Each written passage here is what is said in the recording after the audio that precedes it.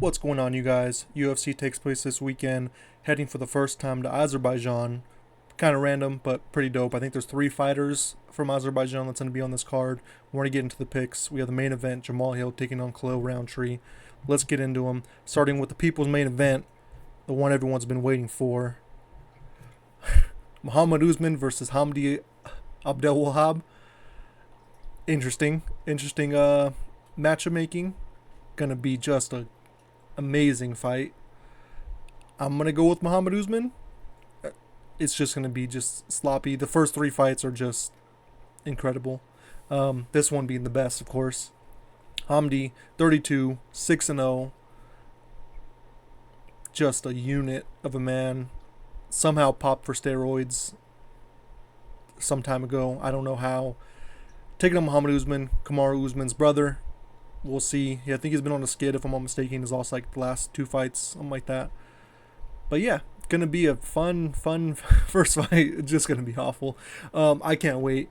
Just some sloppy matchmaking, sloppy heavyweight fights. Not sloppy matchmaking, but sloppy heavyweight fights. Incredible stuff. Let's get into the next one. Mohammed Usman, decision. We might catch Hamdy, but it's gonna be terrible. Anyway. Oh no, actually this one's actually a really fun fight. Tagir Ulanbekov versus Azat Maksum. Huge favorite for Tagir. I'm actually going to pick Tagir as well. I think he might be able to latch up submission sometime in the second round. He's really slick on the ground. Azat lost the decision to Charles Johnson in his last fight. I just like Tagir. It's kind of wild that he's fighting an unranked dude, if I'm not mistaken. I feel like he was in a fight. Was he supposed to fight Kyoji Horiguchi? Like, that was a super random fight too. I don't know what they're doing in flyweights. I don't know what happened to that fight in general. I don't know who Kyoji Horiguchi is supposed to fight next. I think he's fighting. No, that's not Tim. No, who's fighting Tim Elliot? The other Asian dude who lost to Pantoja. Anyway, I don't know what happened to Kyoji. I think he got hurt or something. Anyway, Tagir Ulanbekov, really slick on the ground. I can see most of the fight taking down in the ground for the most part. On the feet, I think Azmat's probably a little bit more powerful, a little more pop in his hands, but I think Tagir's going to be able to get him down and just get the submission. Probably in the second round, that's what I'm going for. Yeah, that's my pick. Tagir Ulanbekov, second round submission. This one's actually a decent scrap early in the fights. These next 2, yikes. Irina Alekseeva versus Klaudia Sygula. Probably pronounced that wrong. Irina, I think she's like the Russian Ronda, I think her nickname is. We'll see. Jesus Christ, I'm picking Irina in this one. If it really is Ronda, Jesus Christ. She'll get that takedown, latch him a submission, take arm home. Let's go with that. Not breaking this one down, and not breaking this one down either too much. Daria Zhelezniakova versus Melissa Mullins. Melissa Mullins actually beat both the last 2 fighters. I think she got a finish in one of those. Maybe not. Anyway, I'm picking Melissa Mullins. Daria, I think this is the one who got like super pissed off at her fight, at their like her coach last one. I'm thinking someone else. Could be wrong. In her last fight, like got super pissed off in her last fight and like pushed her coach after she lost. It's probably someone else. I'm thinking of somebody else. Anyway, Melissa Mullins. Sure, decision. Who cares? Next fight. Let's fucking go. The Iron Turtle's back, baby. JunYong Park versus Ismail Naurdiev. Let's go with that. You already know who I'm picking in this one. Iron Turtle's back, fucking baby. Let's go. Title run starts now.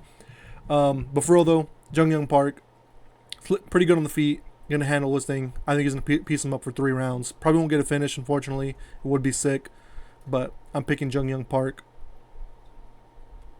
I think he's gonna do his thing here. Ismail is younger, you know. I usually give the edge to the younger guys, but when you're facing the Iron Turtle, nah, not out here. I think he's gonna keep do his thing for 3 rounds. Might get it, might mix it up a little bit, get a takedown there. Decision, he might lose a round, drop around. 29-28 decision. JunYong Park. Going to the next fight. Seokhyeon versus Oban Elliot. Let's go Oban. This is not a big step up. Kind of a step back, honestly. Fighting dude who just made his Contender Series debut. I'm kind of surprised they're not giving someone a little bit bigger for Oban. But is what it is. Let's say I think he's gonna come out, get a slick KO. second round maybe, first round, get a finish, and start building up closer. Hopefully after this they build him up, give him someone better, because they kind of haven't done anything for him yet. Kind of crazy. But yeah, Oban Elliot minus 550, kind of crazy, huge favorite. Seokhyeon is probably just, I think it's pretty shit. A lot of these like new contenders here, guys, I'm not super, high on. There's only a few that were like really stuck out last season. But Oban Elliot, I think, is his third straight win in the UFC now. This would be his fourth. I'm not sure. Anyway, this is gonna be a quick prelim, picks. Moving up to the main card, Mohammed Naimov versus Bogdan Grad. I'm gonna go Mohammed Naimov on here. He has an ability that not many other fighters know of. It's anything everyone could do. It's just cheat their ass off. Mohammed Naimov has that in the bag. He knows how to fucking cheat his ass off, and no consequences whatsoever. I think that's what's gonna happen here. Huge power in his hands, fighting Tajikistan. Home field advantage. Close enough. Home field advantage. Gonna probably be huge pop in the crowd for him. Gonna go crazy. The arena's gonna go crazy for him. I think he's gonna get a finish. Probably first, second round. Bogdan, little chinny.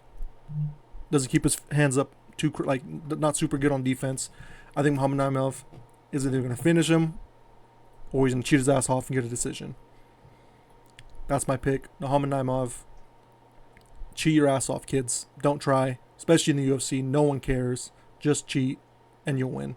Mohammed Naimov, first round KO. Keep it pushing. Nazim Sadykhov versus Nikolas Motta, whatever. Huge favorite for Nazim Sadykhov, minus 500. I'm picking him as well.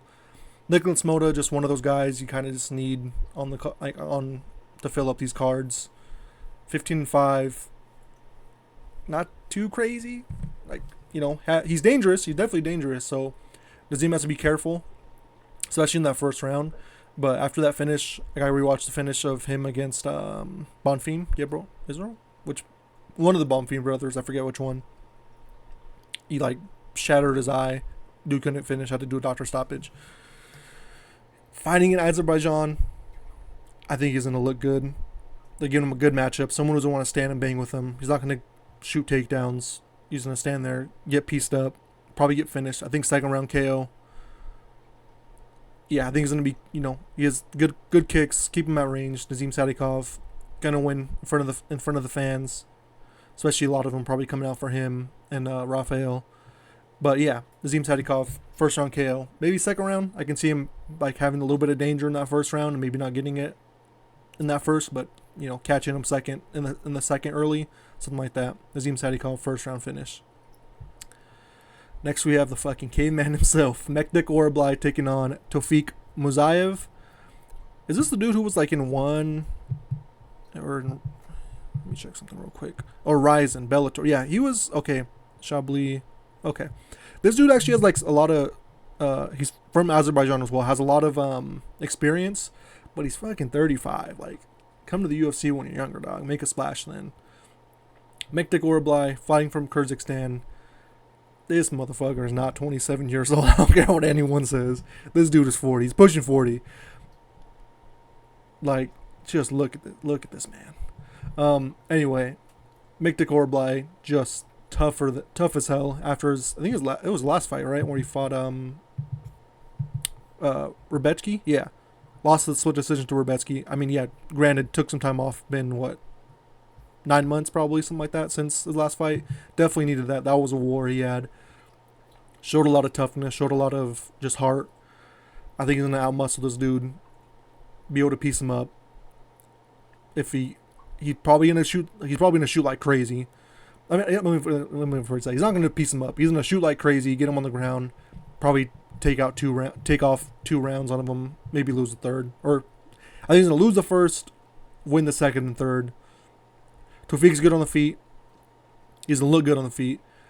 But Mekdik Orablai is going to be just shooting takedowns like crazy. 5 takedown average a fight is insane. He's going to be shooting like crazy. Second and third round, he's going to be able to actually start getting them and start wearing down on Taufik. That's my decision. My pick. It's probably maybe a split decision. Like maybe someone thinks Tofik won the second round, but it's gonna be kind of close. But I can see two 29-28s for Mektakoroblai and one 29-28 for Tofik Musayev, something like that. Anyway, I think it's gonna go decision. Mektakoroblai gonna be like kind of draining on him. Gets a decision. All right, next up, fucking determined. The UFC was determined to get Rizavayev Kuniev his matchup in the top 5. Insane, bro. Pulled out. I don't know how many times. I don't know if it was him pulling out, Curtis Blades pulling out. Regardless, just pull out merchants out here. I feel like they've been trying to make this matchup all year. I don't know what the fuck's going on, why it's finally happening now, but it's happening. Rizzy and Kuniev, he needs to finish. Like I can see him catching Curtis Blades in the first round. If he doesn't, he's gonna get taken down. Similar to the last fight, he needs to finish in the first round, or else he's gonna lose. Same thing for like Tufik Musayev. He needs a first round finish, or else he's probably gonna lose. I can see him getting gassing later in the fights, while Curtis Blades just shooting takedowns, doing his thing, handling him on the ground. Curtis Blades, I think he's 18-0. If he never got finished, he'd be 23-0. He got finished. All 5 of his losses are by KO. So if he's losing, he's getting dropped and slept. Rizvayan is gonna fucking juice to the gills. He might not look like it if he has like the Hamdy situation where he's still thick boy, but he's juiced up. I think he's been out for like a year or some shit too. Anyway, Rizvan, first round KO. If he doesn't get that, Curtis Blades. I think Curtis Blades gonna win. Pretty big favorite, minus 250. I can see decision 29-28. Might be a little sketch right there in that first round. Not that I'm muting my mic for a second. That first round's probably gonna be a little sketch for Blades, where he waits for the takedown. But I think second round he's gonna get the takedown. Third round gets the takedown, and holds on for a decision 29-28. Rizvan loses his debut. I feel like that's kind of been a common thread as of late. A lot of people making their debut and stuff just losing. Patchy Mix shout out. Anyway, yeah, I don't know why they're just fucking determined to get this dude top 5 spot. Couldn't fight anyone else. Like, nope, you got to be Curtis Blades. Got to be like, I feel like they made this fight like four times or something. Anyway, next up, co-main event, probably the people's main event, especially for everyone there, all the locals there in Azerbaijan. The biggest star in Azerbaijan, Rafael Fiziev, taking on Ignacio Bonhamondes. Terrible matchup for Fiziev, in my opinion. 5'8" versus 6'3". God, that's going to be just a giant height difference. 7 inches. Only a 4-inch reach advantage, but still. Especially for Bonhamondes, he likes to kick a lot. Like, he had that crazy finish against, Roosevelt Roberts. That's like spinning heel kick or whatever. It was super sick. I think ever since then, I've been a fan of him. And yeah, I think he's lost to Ludovic Klein, but ever since then, he's been like on 3 straight finishes too. Especially like that finish against, Tarantula dude, who's retired, Jalen Turner. Coming out finishing like that was crazy. Wasn't a good look that Jalen Turner was like, yeah, I've been ready to quit for like some time. Anyway, Ignacio, he's been hot, 3 straight finishes. Rafael Fiziev, I think he's lost 3 straight, which is super rough. He was talking about going to featherweight. I think he probably should. He's kind of small for lightweight. Like, he's not huge. He'd be a decent-sized featherweight. Ignacio Bonhamondes is a massive lightweight, 6'3". I don't know how he makes 155. Kind of like that Jalen Turner syndrome, but I feel like he's like filling out better. But first, like when he first came to UFC, he was kind of like super lanky, gangly, like Jalen Turner-ish. Excuse me. But now he's filling out more, like probably learning his weight cut better, be able to put on more muscle and cut weight better. I think it's going to be a super rough night for Rafael Fiziev, unfortunately. Especially because he's going to be fighting in front of the home crowd. I can see him getting caught by a kick. He's super, super slick. Like, you see all the Matrix shit he does. I feel like he's going to get caught by one of those. I feel like he's going to try and do the Matrix thing. Like was it Anderson Silva when he got caught by Weidman? He was, like, playing, like, a little bit too much, and he fucking, like, didn't lean back far enough, and he got caught by something. I can kind of see something like that happening. Because especially with how fucking massive Ignacio is, I feel like he's he's able to do that when people were like kind of like normally his size, but when you find someone who's just a little bit fucking has like 2 extra inches in reach, they're gonna catch you. I feel like that's what's gonna happen. I feel like Ignacio was gonna catch him with a kick sometime. Maybe not exactly with the Matrix shit. I feel like he's probably not gonna try and pull that off, but I can just see him catching him with a kick in the middle of an exchange. Rafael Fiziev, I think he needs to go down to lightweight, featherweight. He's still youngish, 32. If he's gonna do it, he needs to do it now because he can probably fight. Like, I feel like if he probably should have done it like after his last fight, especially because he lost to Gaethje. But now that if he loses to Bahamondes and goes down, he's probably gonna have to fight someone out of the top 15, which is gonna be super rough for him. If he would have done it now, he probably could have got someone in the top 15, top 10 maybe, just because off the name value. But now, if he loses, especially if he loses by how I think he's gonna lose by a KO, it's gonna be super rough to like try and get him someone in the top 15 of featherweight. Should have went earlier. Anyway, Ignacio Bahamondes, I'm just yapping at this point. Ignacio Bahamondes, I think he's gonna get a finish. Gonna catch him with one of these kicks. I think he's really slick. Even if somehow it gets up to the ground, he's slick on the ground too. He has good submissions. He's fucking super long. Can get a triangle, some weird submission like that. Ignacio Bahamondes, first round KO. Second round KO. Let's go put some spice on it. Little second round KO. R.I.P. Rafael for his fucking rest in pieces. Shout out Kyle Braulio. All right, main event: Jamahal Hill versus Khalil Roundtree. 6'1" versus 6'4". I feel like Khalil Roundtree is not 6'1". I feel like he's like 5'10", maybe 5'11". Anyway, damn, Jamahal is 34 too. Yeesh, that's rough. Haven't seen Jamahal Hill or Khalil Roundtree since they're both got their ass beat in their last fight. Jamahal Hill was January, I think. Was that in January? Jesus. When was that fight? It wasn't I want to say it was this year. But anyway, both of them got their ass beat. Jamahal Hill by Yuri, Khalil Roundtree by Alex Pereira. It's pretty much a pick'em fight, 105 versus 115. That's kind of why I see it as well. I think Khalil's going to be able to win. Like, he had decent success against Alex Pereira in those first 2 rounds. Granted, Alex was like dying apparently with, was like strep or some shit he was sick with.